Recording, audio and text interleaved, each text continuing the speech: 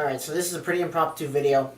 I'm gonna start doing these a little bit more often, in terms of like the topic of it. Let's get started.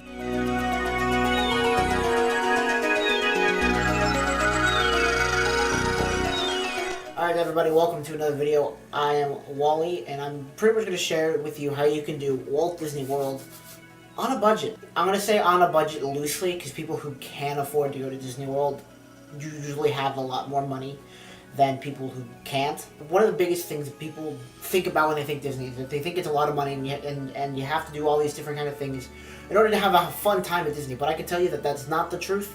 But, you know, a lot of people are going, it's a one-time trip, first time they've ever gone, and they want to get the full experience, but they don't want to spend all the money.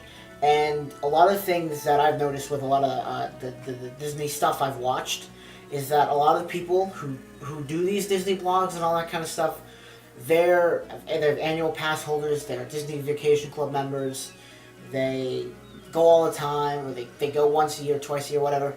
I am like that.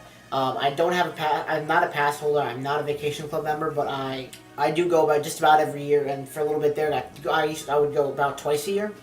And so, you know, people always like, all right, in order to have a great time at Disney, I got to spend all this kind of money. I got to do all this kind of stuff, and you don't have to. And I think that's one of the biggest misconceptions about Disney, that you can have a great time and not spend loads of money. I'm not going to tell you have to do these things, but in my opinion, I think that you should. If you're trying to, you know, save some money, maybe for like souvenirs or something like that. So let's get started. One of the biggest things that you have to stay at is that you have to stay at a hotel on the Disney property to get, you know, the best experience. And as true as that is, it's not necessary. You don't have to.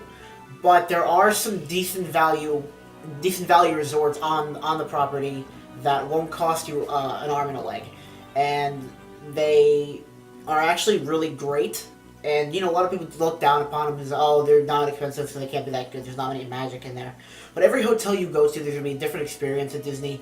Just being able to experience one of them full time is the greatest thing. And the best resorts, you know, for value is probably Caribbean Beach Resort. I wouldn't go right there right now because they're doing a lot of renovation. It's not the greatest in the world right now. I think they're just updating it, making it a little bit more themed.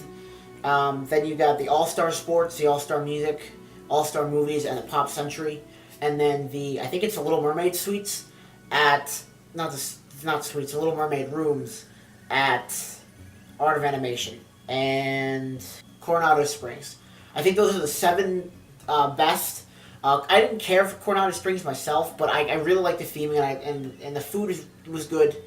But in terms of value, the food is always really good at the All-Star resorts. The food was great at the Pop Century. When we stayed at Coronado Springs, we actually went to the All-Star.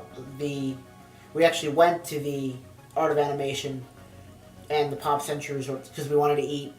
You know, while we were on a day, and the food's usually a lot cheaper. It's usually buffet style. They do have their restaurants, like I know Coronado Springs and the Caribbean Beach Resorts have their you know, signature restaurants where you can go in. It's expensive, a little more expensive. You can go buy your food. It's really cool, but I don't think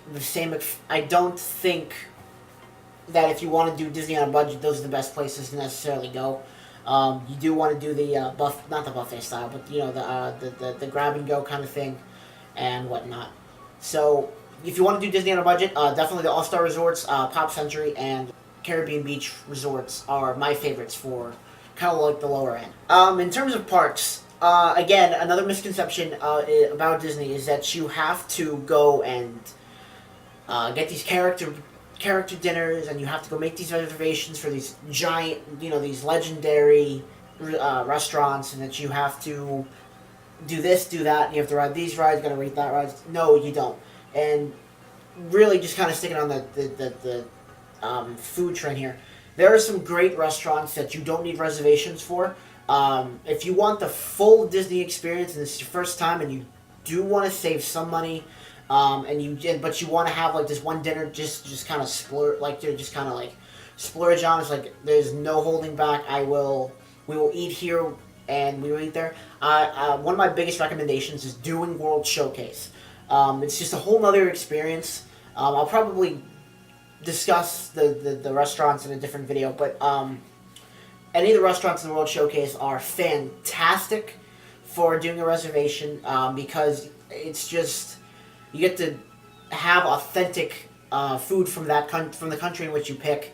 But on the higher end of prices and stuff, that's probably around where you're going to get it. But there's also other great places, probably outside of it, that you can really experience the tastes of these different countries.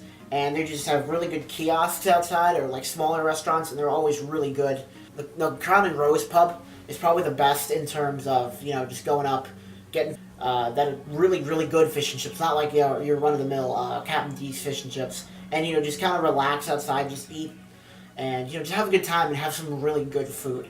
Magic Kingdom also has a couple good places. One of the most underrated restaurants, it's more of a counter-service restaurants that I like, is Sleepy Hollow Inn in Liberty Square.